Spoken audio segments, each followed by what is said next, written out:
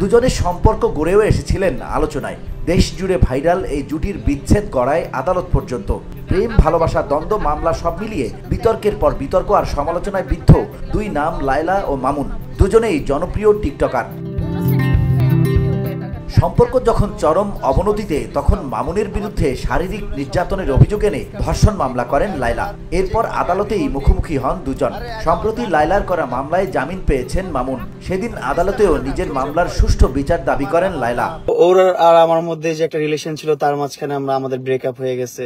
আমরা আমাদের মতো করে লাইফ লিড করতেছিলাম। তারপর হয়তোবা আমার কিছু কথা খারাপ লাগছে, তারপর ওর কথা আমার খারাপ লাগছে। মিলে ঝিলে ও যেভাবে পারছে আমাকে কষ্ট দেওয়ার চেষ্টা করছে, আমি যেভাবে পারছি ওকে বুলিং করে কত কষ্ট দেওয়ার চেষ্টা করছি।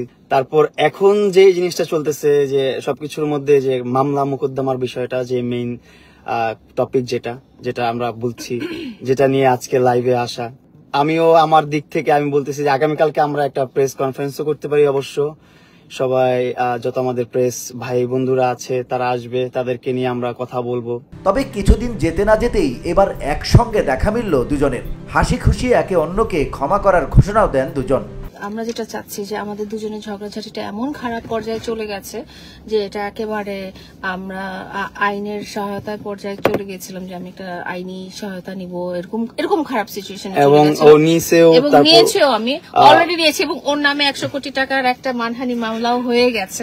100 কোটি টাকা ওইটা জানি না, ওইটা বিষয় না, কিন্তু বিষয় হচ্ছে যে প্রিভিয়াস যে দুইটা মামলা, যেটা মালয়েশিয়ান প্রযুক্তিতে তৈরি অত্যাধুনিক cleaning machine modern vacuum cleaner যে কোনো ধরনের ধুলো ময়লাকে পরিষ্কার করে ঘরকে করে তুলুন চকচকে ও আকর্ষণীয়। Modem, brand of luxury. মানে যেগুলো নিয়ে অনেক হ্যাসেল পোহাতে হচ্ছে, আমার জীবনটা অনেক ডিফিকাল্ট হয়ে গেছে, যেটা ওকে বললাম। ইভেন ও বুঝতে পারছে বিষয়টা, যে বলো ঠিক আছে আমাদের মধ্যে যা হয়েছে, এখন মামলা মোকদ্দমার যে বিষয়গুলো আছে এগুলো আমরা শেষ করে ফেলতে চাই। সো আমি ওরে রিকোয়েস্ট করছি যে প্লিজ শেষ করো।